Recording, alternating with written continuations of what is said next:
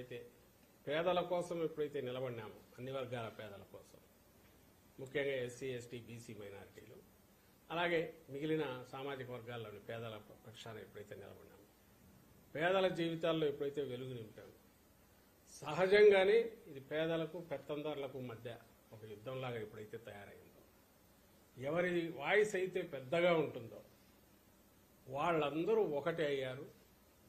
ఈ పార్టీలన్నీ ఒకటి కావడం వల్ల సౌండ్ మాత్రం చాలా పెద్దగా వచ్చింది ఆ వైపు నుంచి.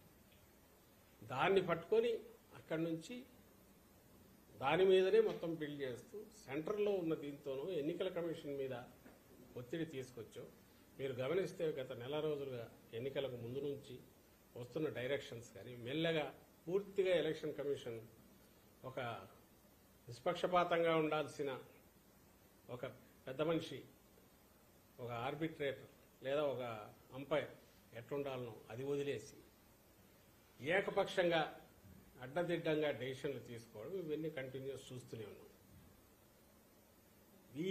ఈ ప్రాసెస్లో ఫైనల్కి వచ్చేసరికి ఆఖరకు పోస్టల్ బ్యాలెట్ల విషయంలో ఈ మధ్య వచ్చిన డైరెక్షన్ కూడా నిన్న మొన్న కూడా మెన్షన్ చేశాం.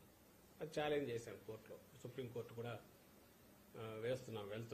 నిన్న ఇక్కడ హైకోర్టులో వెసులుబాటు రాకపోవడంతో ఇవన్నీ దేన్ని సూచిస్తున్నాయంటే అధికారం సెంటర్లో ఉన్న అధికారం అడ్డం పెట్టుకొని ఇప్పుడు ఎన్నికల కమిషన్ పరిధిలోకి ఇక్కడ అధికార యంత్రాంగము వస్తుంది. ఎన్నికలన్నీ దారాధ్వర్యంలో జరుగుతాయి కాబట్టి పోలింగ్లో కానీ పోలింగ్లో కుదరకపోతే కౌంటింగ్లో కానీ ఏమైనా ఇన్ఫ్లుయెన్స్ చేయగలమనే ప్రయత్నం ఏమైనా చేస్తున్నారేమో అనే అనుమానాలు బలపడుతున్నాయి. వరుసగా జరుగుతున్నవి.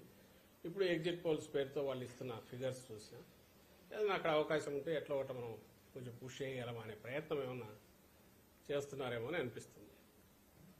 ఈ సౌండ్ కానీ లేదా వీళ్ళందరూ కూటమిలాగా ఏకమే గ్రాండ్ అలయన్స్ లాగా రావడం కానీ ఏదో వీళ్ళు చేస్తున్న హడావుడితో మేమే రాబోతున్నామని ఆర్భాటంగా ప్రచారం చేసుకోవడం కానీ వీటన్నిటి ఫలితం ఏదన్నా ఉంటే ఇదిగో రచ్చ జరగడం, గొడవ హడావుడి జరగడం, ఇది రేపు కౌంటింగ్లో దీని ప్రభావం ఏమైనా చూపించాలి అధికారుల మీద కానీ ఇంకో రకమైన ఒత్తిడి తీసుకొచ్చి కానీ అనే ప్రయత్నం జరగచ్చు.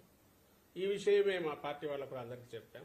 సంయమనంతో ఉండండి, ఎక్కడ ఇది కావద్దు, but at the same time గట్టిగా నిలబడండి, అబ్జెక్షన్స్ ఎప్పటికప్పుడు రైజ్ చేయండి, ఫోకస్డ్గా ఉండండి అని చెప్పాం. అండ్ దీంతో పాటు నిన్న వచ్చిన సర్వేలు కానీ వాటిలో చూస్తే మళ్ళీ మేము ఫీల్ అయ్యేదైతే ఈ సర్వేల్లో ఏదైతే రియల్గా ఫీల్డ్లో జరిగిన వాటికంటే కూడా ఇంకా మరింత మెరుగైన చాలా మెరుగైన రిజల్ట్స్ ఉండబోతున్నాయి.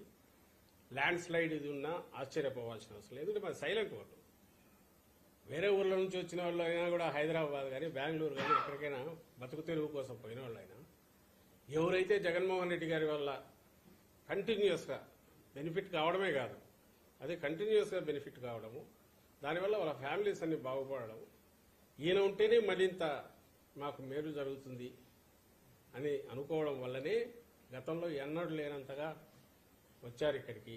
అక్కడి నుంచి వచ్చి ఓటు వేసిపోయారు అనేది మేము అనుకుంటున్నాం. ఎందుకంటే బయటకు వెళ్ళిన వాళ్ళు ఎక్కువ బతుకు తెరువు కోసం పోయిన వాళ్ళు ఉంటారు.